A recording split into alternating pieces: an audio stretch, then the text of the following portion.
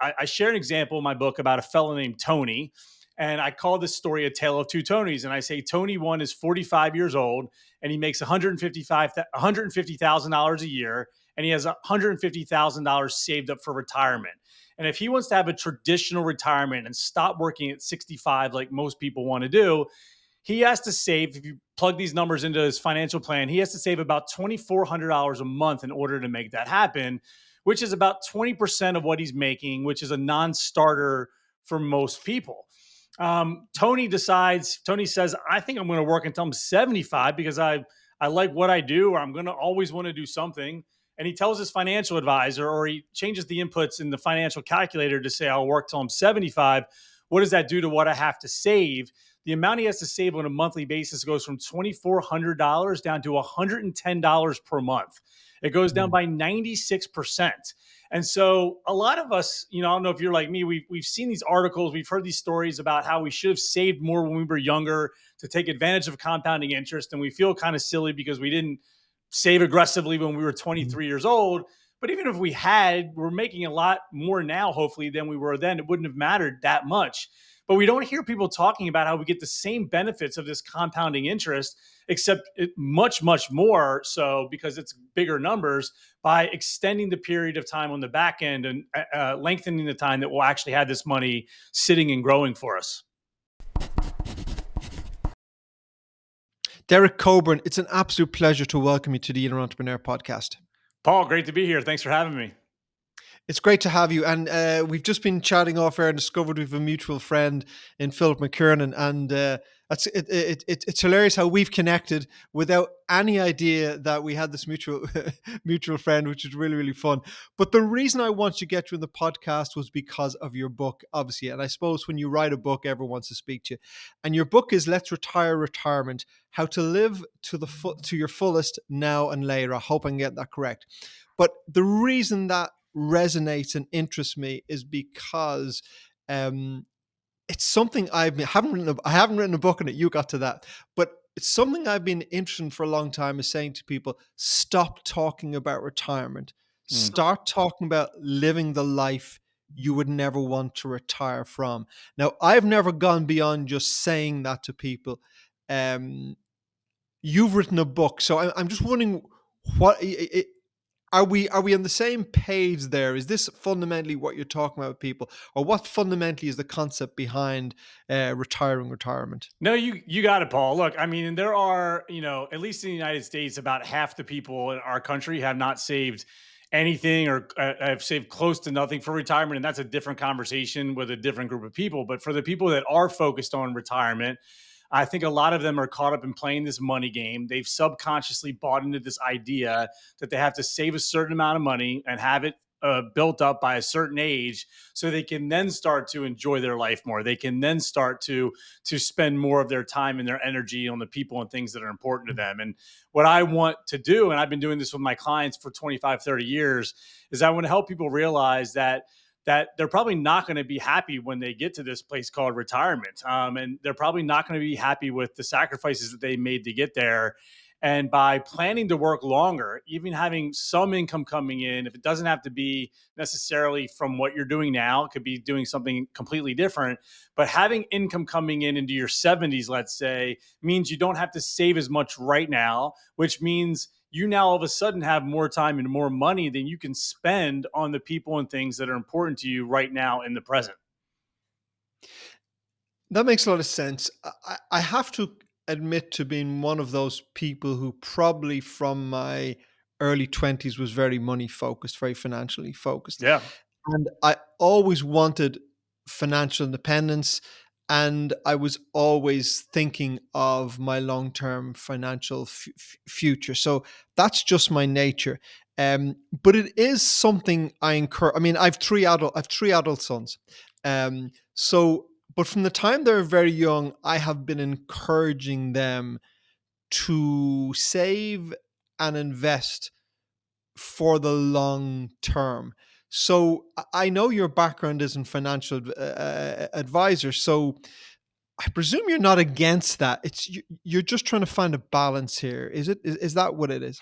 Yeah, look, I think that's right. And I think even though I preach a lot of balance, and I think what I have to say is going to help a lot of people spend more time taking care of Mm, themselves, spending more time with their spouse, spending more time with their kids. If there's any particular demographic that it maybe doesn't make the most sense for, it's the early to mid 20s or late 20s even. I think that I have a lot of the flexibility and freedom that I have today because I worked 80 hours a week between the ages of 22 and 28. And so mm, I think unless you've got anything better going on or any really good reason to not do those things, I mean, I think that's a pretty good plan. Now, having said that, I do talk about I share an example in my book about a fellow named Tony. And I call this story a tale of two Tonys. And I say Tony one is 45 years old and he makes $150,000 a year and he has $150,000 saved up for retirement. And if he wants to have a traditional retirement and stop working at 65 like most people want to do, he has to save, if you plug these numbers into his financial plan, he has to save about $2,400 a month in order to make that happen, which is about 20% of what he's making, which is a non starter for most people. Tony says, I think I'm going to work until I'm 75 because I like what I do, or I'm going to always want to do something. And he tells his financial advisor, or he changes the inputs in the financial calculator to say, I'll work till I'm 75. What does that do to what I have to save? The amount he has to save on a monthly basis goes from $2,400 down to $110 per month. It goes down mm. by 96%.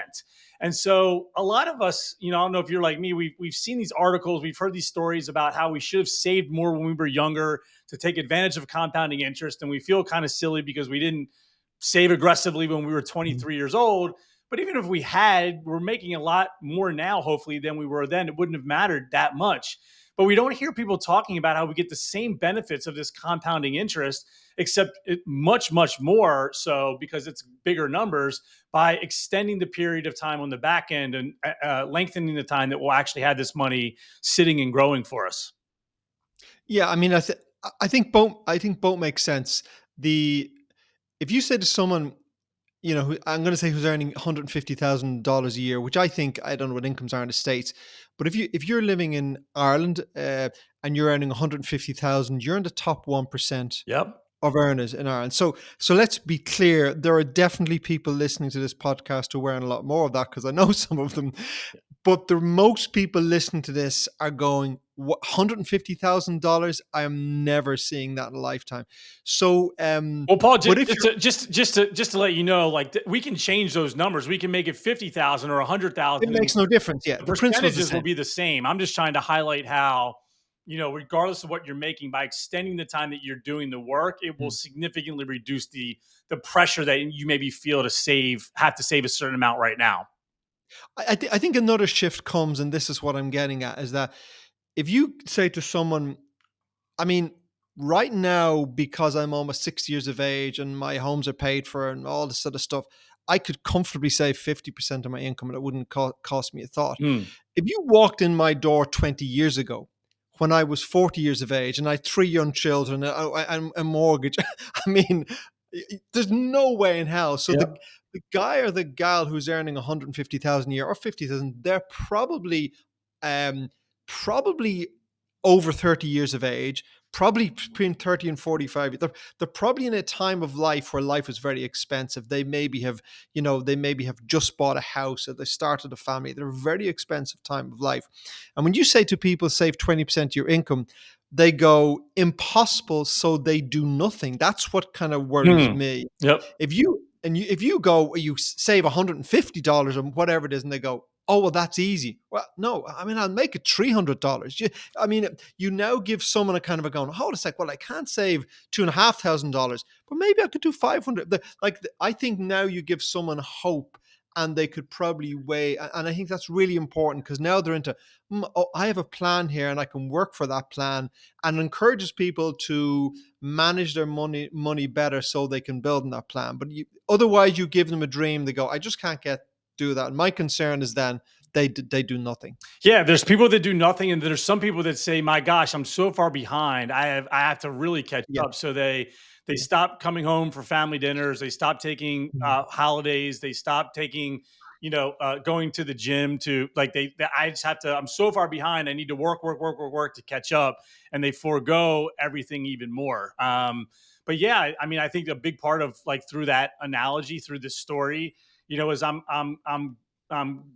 giving people a little bit of relief, right? To say, Mm. Yeah. this idea of retirement, and it was first developed, it was first initiated as the retirement age in the late 1800s in Germany, when the first, as far as we know, the first ever retirement plan was being put in place, social program for workers in Germany. So Yeah. retirement Yeah. was never supposed to be this thing that we worked hard in something that we didn't really enjoy. In order to earn the right to not have to do anything for 20 or 30 years. No, it was just meant to provide a little bit of a stopgap between that period of when you stopped working and when you passed away, which was maybe like 5 or 6 years until very Mm. recently. Yeah, and the thing about it is because I'm approaching 60. It's, I mean, I'm going to say, if you asked me 20 years ago, did I think 60 was old? I would have said it's old. Yeah, it's old. And maybe people perceive me as old, but I perceive myself as You young. look great, I, man. Yeah, I can't believe you're 60, dude. I feel physically, mentally, emotional, very young, very buzzed, very full of energy, very full of life. Um, uh, I'm privileged that I don't necessarily have to go and work, but I still have the energy to do the things I love to do. What I like the idea is, so the notion of me reaching 65 and now just retiring and doing nothing. I mean, that makes no sense. At 65, beginning to design a life more around what I want to do, that makes a whole lot more sense. So are you I know from listening to you talk about this before, there's also, I think, a suggestion that maybe when you get to that age, you may not be working now your 60-hour a week or whatever, but there may be a balance here where your experience is earning you X amount of dollars or something. So you need a lot less in retirement than you thought you did because you can still earn some money doing working a couple of days a week or doing some stuff that you enjoy and you feel you're making a contribution doing.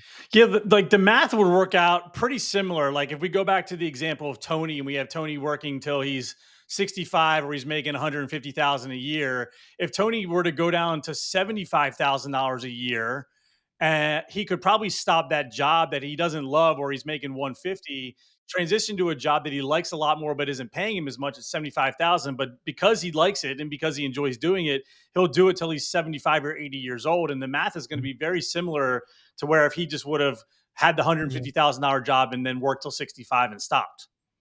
Yeah. I mean, in Ireland, it's very, very similar. People have this thing at 65 years of age. I have a lady who works for me in our accounts department, who I hope is not listening. And, but I think she's close on 75. Now, if you saw her, she looks freaking amazing. So that's why she wouldn't want me saying what age she is. Well, now we hope And she's listening, right? Because now you're giving her. yeah, well, it's true. I mean, I say it to her. She looks amazing and she's full of energy and she's so sharp. And she has gradually over the years worked down her hours in the business. So we've just narrowed her into what she wants to do. And she now pretty at a space where she has one particular role in the business. And her job description is come in and do that for us whenever you would like. I mean, that is effectively, we love you doing this. We would love you to so she comes in and she periodically talks about, oh no, I'm gonna pack up this year. But she could come in at 8 o'clock in the morning and then by 11 or half 11 walk by her door because she's gone. Or she comes in and and she effectively comes in and does what she wants to do. But I don't know anything about her financial situation, but she is doing that because this is something she likes to do. She likes the other girls in the office. She has fun. She doesn't want to be in working 40 hours a week, but I think it's probably a very important part of her life. But the interesting thing is that I don't think that was her intention 5 years ago. But I think as each time goes off, and then she goes, okay, yeah, I don't want to work 8 hours a day, but I'm happy to come in for 3 hours a day.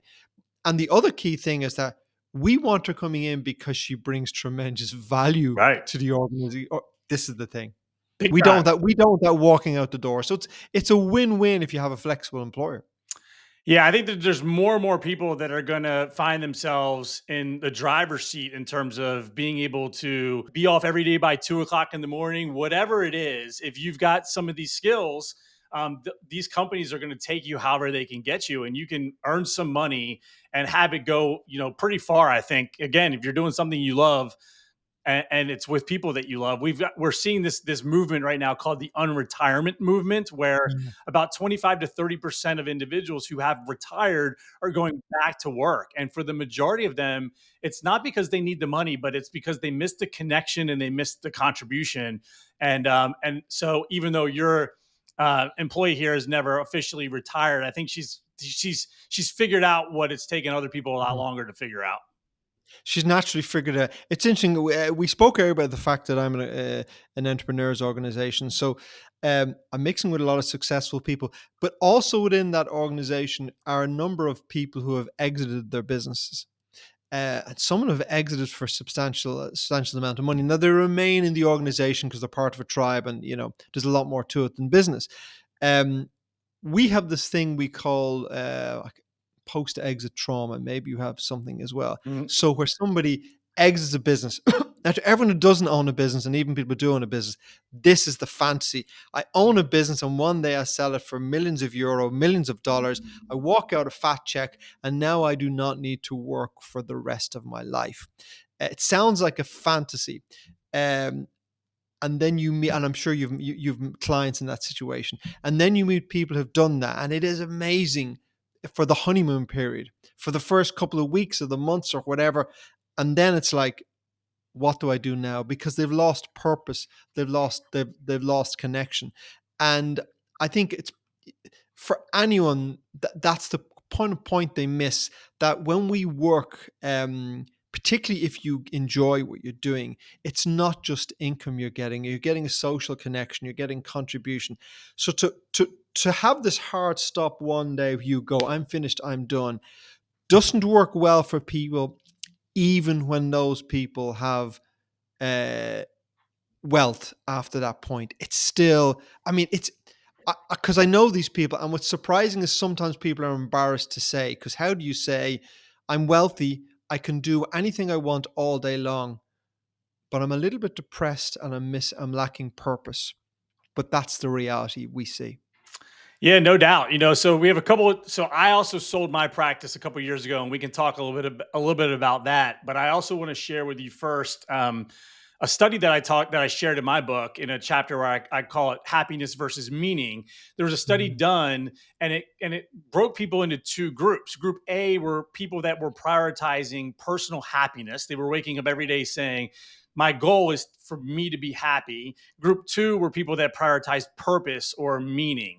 They would wake up every single day and say, what can I do to contribute to something bigger than myself? And they hook people up Mhm. to brain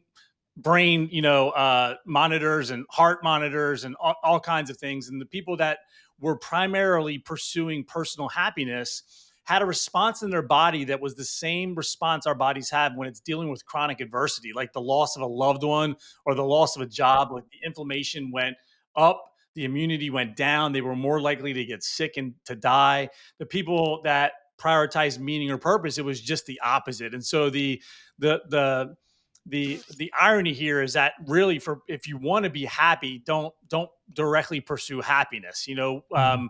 Try to find that purpose, try to find things that allow you to contribute and share your gifts, and then that should be a quicker path to happiness than going for it directly. Yeah, well, it sounds like what you're saying is that happiness is the result, not it's not the thing itself. Happiness is the outcome. When you pursue a life of meaning and contribution, the outcome of that is happiness, as opposed to just pursuing happiness itself. Yeah, I think so.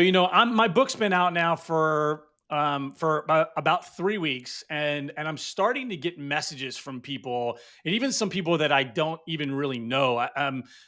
One man reached out to me. He's a documentary producer, and he said that he had been pondering a couple of book deals and didn't really feel like he had the time or the space with his other job and his other endeavors to do it. And reading my book made him realize that he had more money and more time than he thought he did. So he did his Mhm. book outline, and now he's fielding offers from publishers. I have another woman who I don't even know who she is. And it's like, she read she's not even halfway through my book and it's already changed her life in terms of the way that Mm. she's approaching her family vacations and the time that she's spending with her kids. And like, when I get these messages, it's extremely gratifying, man. It makes me feel really good. And Yeah.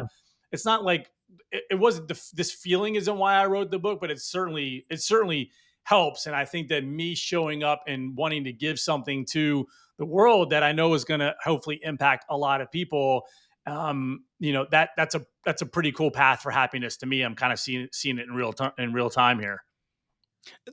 There's kind of nothing as fulfilling as someone coming back to you and going, "What you've shared is having a radical impact on my life." That's when you get something like that, it really hits home. Yeah, it's cool, big time. I mean, the other interesting thing that I've heard you speak about is this idea of that, you know, do I need to save an extra $1 million that I'll get 4% return on, or do I need to try and get an income of 40,000 euro? Mm. And so I don't know if it was you or someone else I heard speak about that idea that, if if you keep working, like, what of what is the value of that to you in a pension account or something? What level of, how do you save €1 million to give you that return? Enormously this for most of people, but can you get a job that can make you, particularly if you've had that 50,000, €150,000 job, do you think you can get a part-time consultant or something that can pay you €40,000? And that's, it's a massive amount of savings that you don't have to have. But the other thing, just to jump back a bit, that I picked up on, which I think is really, really important also, is that you mentioned about if you're in your 20s, they're probably working those 80-hour weeks is a good thing. And sometimes I don't like giving people business advice full stop. And when people ask me, I go, look, I'm so far away, like 40 years from the early days. I'm so far beyond having the remembering what it was like to start in business that really I will sometimes point people to friends of mine who are in business for 10 years or something. I go, look, they clearly remember what it was like. It's too far away from me. But I do think that if you start a new business or you want to build something when you're young, I do think it seems that you need to be willing to work very hard for that. And most people I know in their latter years are reaping the rewards of that work.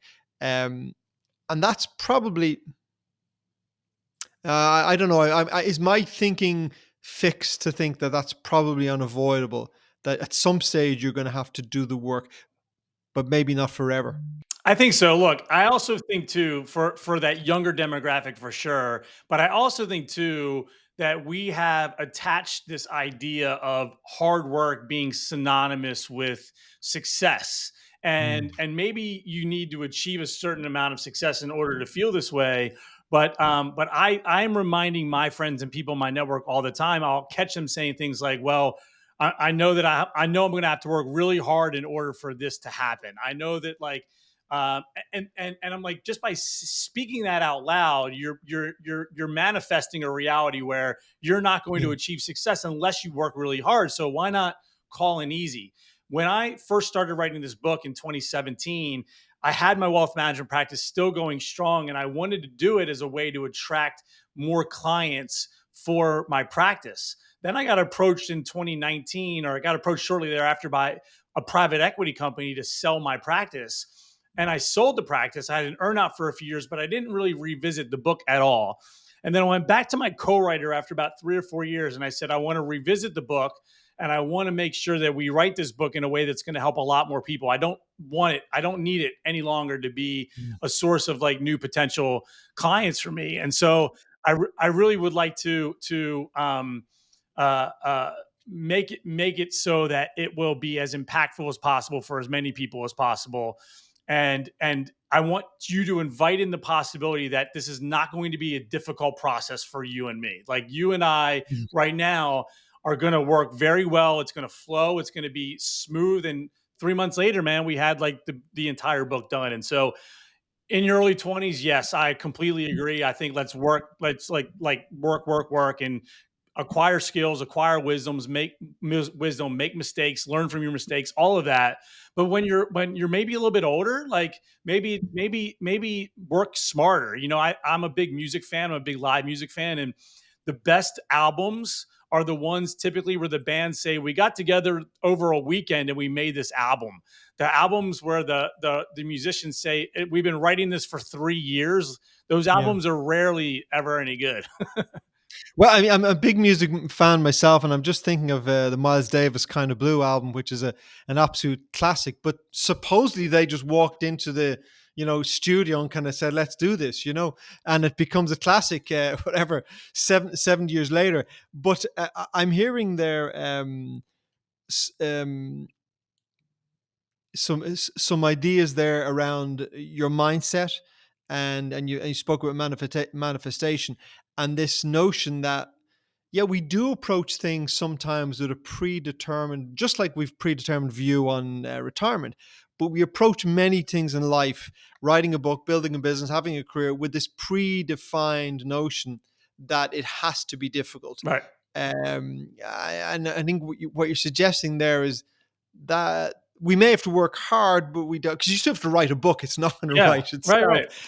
But why define? But maybe we need to redefine that and go, yeah, but maybe it could be an easier process than we think. So is that a general philosophy you've brought through your life, and has it served you?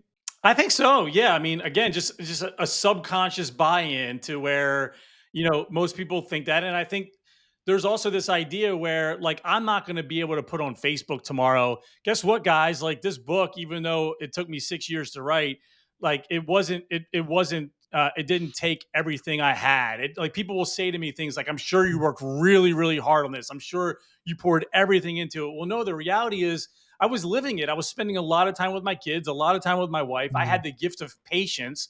I was able to mm, take my time with the book, but no one likes to hear that. People want to hear mm, that you worked hard and it was a grind as opposed to, well, you know what? It just kind of flowed out of me. And there is a fine line because it wasn't like it didn't require time. It wasn't like it didn't require energy. But like I've been talking about this and preaching about this for 20, mm. 25 years. So it was really the culmination of being able to bring all of these different conversations and beliefs and ideas into fruition in the form of a book. Well, you're putting your experience in paper. One thing I witness with people who, and I'm in favor of hard work, but one thing I experience with people again who've built businesses who work very hard is they get up on the treadmill and they start business or they start a new career and they work very very hard and they learn a way to live. This is how I operate. I work very hard and they learn a way to live. And the problem with that is there comes a point where that's no longer appropriate. So it's the early days of your career, you're in your 20s, you're single. Sure, what else you doing? Go and do it. But now it's 10, 15 years later, and you've had some success in your career, and you're married or you've a partner, you've a couple of young kids, and all this sort of stuff. And now you're just in a habit of working a particular way, and that's no longer it's no longer very constructive. It would be better for you to go, I need to now rebalance because I need to spend time with my children, time with my wife. um, so I think we get stuck in a treadmill and we don't have or we don't take this moment to go, that was that phase of my life, but maybe I need to live the next phase of my life differently.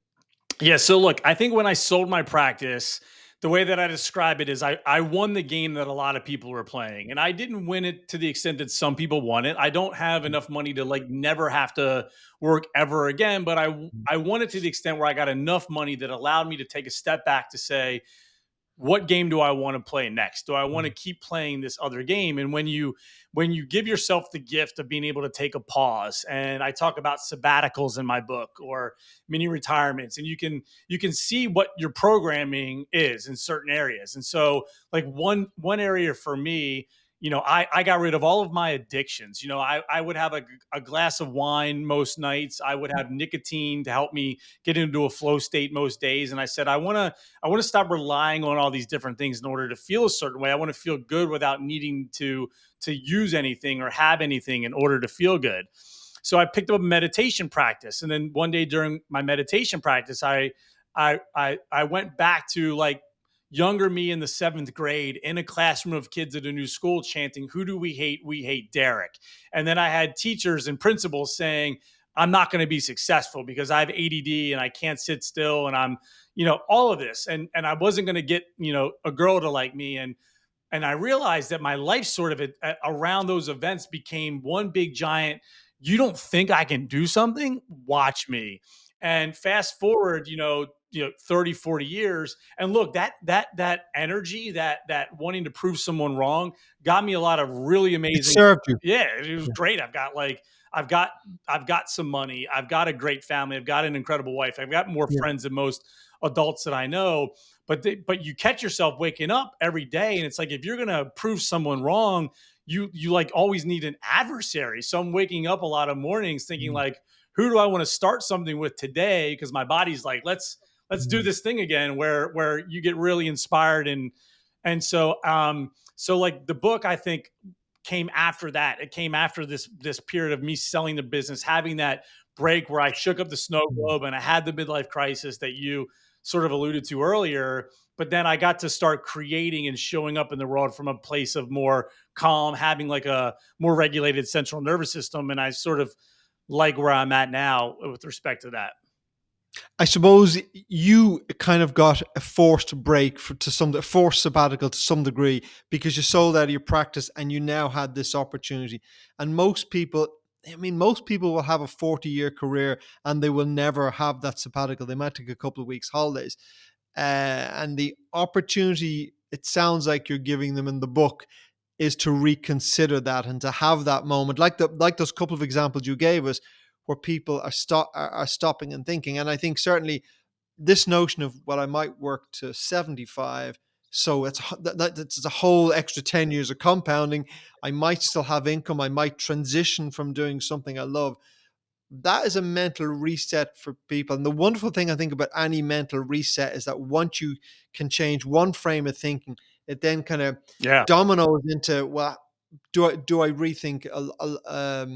I think you have the opportunity then to rethink a lot of things in your life. Big time. Very few people came into my office ever and said they knew they wanted to work longer than traditional retirement Mm, age. So I would humor them and I would say, "Well, okay, you want to retire. What do you want to do in retirement?" And they would say, "I want to travel the world with my spouse." And I would say, "Great. When was the last time you two went out on a date?" yeah, Um, I know.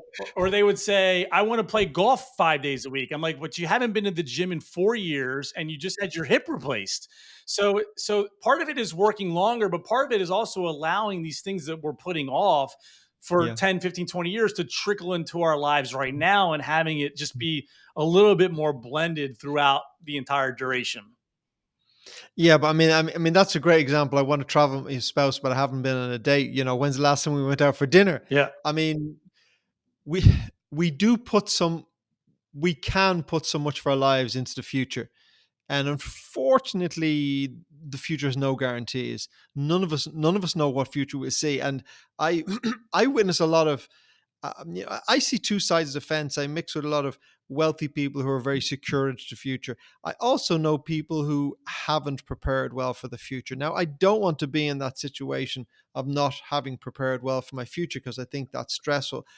But there has to be a balance because the future is not guaranteed. So there has to be some degree of balance between I'm preparing for my future, but I'm living as fully as I can now. And you mentioned about success earlier, and I wondered, is part of it redefining success? Because I just find this, I speak to a lot of people talk about success, and a lot of people in the podcast talk about success. And when you say, oh, this guy is successful, people make assumptions about you. What does that mean? Are we talking about his business, his income, the home he has, the lifestyle he lives? This is how we rate people's success. And you can have all of those things and be miserably unhappy. I mean, is that the version of success you want? So I think there's a huge need for people as part of this to redefine what success really looks like. Are we allowing society to define what success is, or are we creating our own version of success? Yeah. So my North Star, I think where the filter that I run most of my decisions through right now is, will doing something or not doing something increase or decrease the likelihood that my children will want to spend more time with me when they're adults? Like Yeah. I really want my kids when they're, you mentioned you have three adult kids. I want us to be still very close. I want us to be spending Mm. time together. And look, and if you want that, if it's important to you like it is to me, then you have to be spending a lot of time with your kids now, in my opinion. I think, unfortunately, society expects us to work our hardest and to earn most of our money during the years when our kids want us and Mhm. need us the most. And so for me, it's that time with the kids, but also, you know, you see a lot of people nowadays and that are flexing the cars and the watches and the Mhm. jets, and just like the younger version of me, and I think a lot of other people out there, that can be very inspiring and it can be very good for certain people. It can, wanting to have a new car can lead people to go out and create businesses and create jobs and do work that's going to help a lot of people, and that's wonderful. But I don't see enough people that are flexing their free time or Mm. or showing the flexibility as the flex. The fact that I get to work out with my oldest son 3 or 4 times a week. The fact that I Mm. am the one that's always driving them to and from with their friends to the mall or to the field or to do something, like I'm just around and present. And so I could have more money than I have right now, but the way that I define success is just really being able to do what I want to do whenever I want to do it. I remember 2009, 2010. This was the global financial uh, crash, which was extraordinarily difficult for me Mm. and properties, business. All it was an extraordinarily difficult time. Thankfully, it wasn't. I mean, thankfully, I didn't bring it in my front door. So, I mean, I had huge challenges, but I managed to pay my mortgage and all that sort of stuff.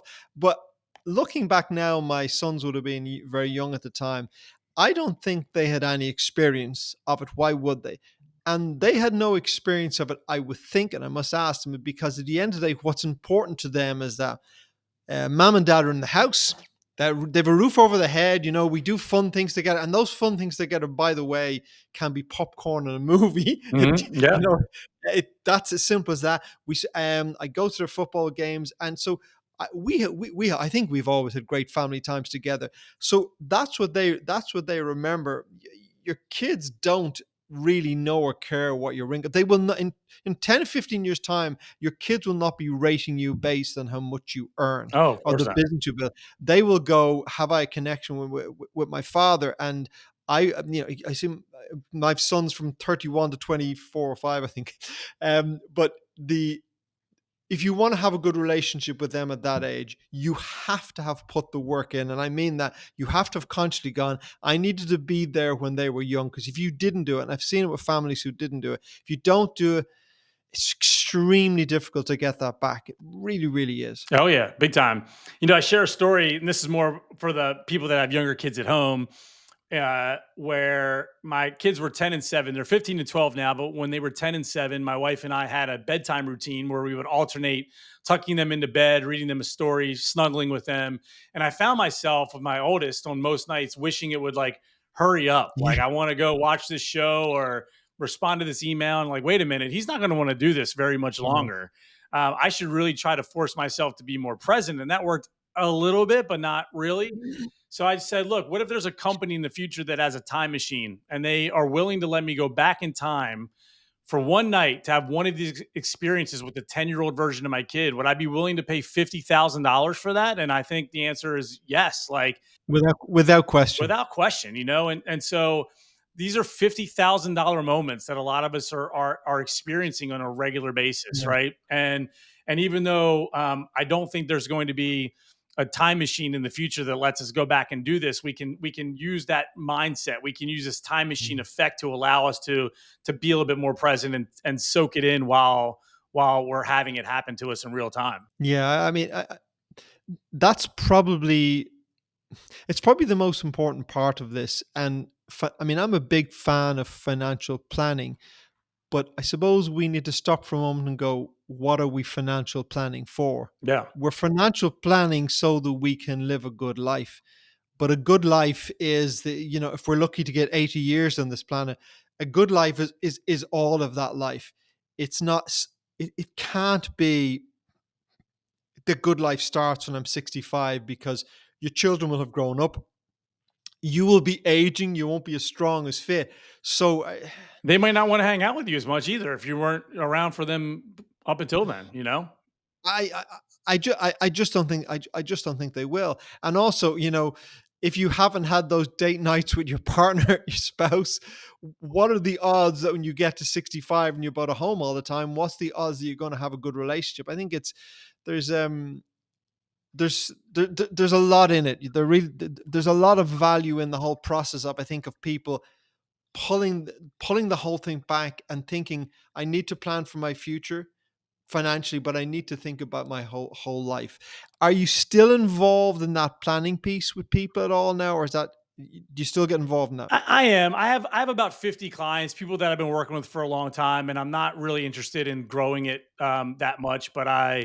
But look, I've been having these conversations for a really long time with a Mm. lot of people, and one of my personal mantras is I want to live every day like I'm going to live forever and like I'm going to die tomorrow, and hold both of those things together at the same time, to where I'm not just encouraging people to spend all their money recklessly. And there's some people that, that they need to be told they need to be a little bit more responsible, right? And then there's other people that I think they're not spending the time with the family, they're not taking care of themselves, they're not sleeping well, they're not doing the things that they need to do to make sure they can enjoy their life later in life, and they need to hear a little bit of a different message. And so I think, again, like I think that's who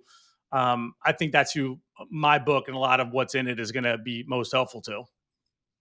Yeah, it's helpful to people really I think really reassessing their entire life and going, how do I live a really good life today, but how do I plan for the future?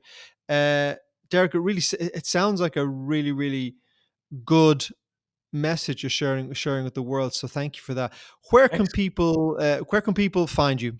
Yeah, Derek Coburn.com, my website. I'm writing, one or two articles a week to go on top of the book. I'm not selling anything right now. I wrote this book. I hope people will read it. I think that there's just a ton of really great information in the book that we didn't even talk about today. And would love for people to check that out, and just, again, just question these things that maybe you're doing on a subconscious level.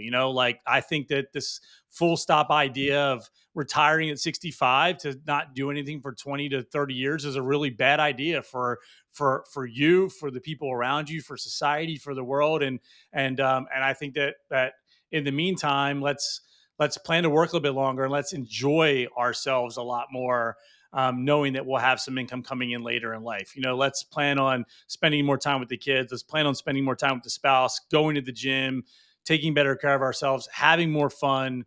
And just, somebody asked me recently what would be the opposite, or what would be the word I would like to replace retirement with. And I said, just living better, just like, let's just do this thing a little bit more fully than what we're currently doing right now. Living more fully than we are right now seems like just a great a great concept. Derek, it's been an absolute pleasure.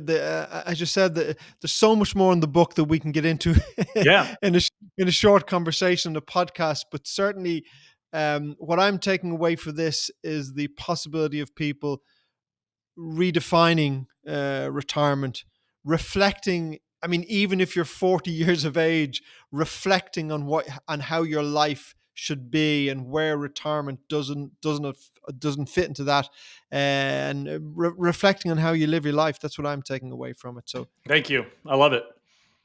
thank you very much, Derek. It's been an absolute pleasure. All right. Thanks so much, Paul. Appreciate you.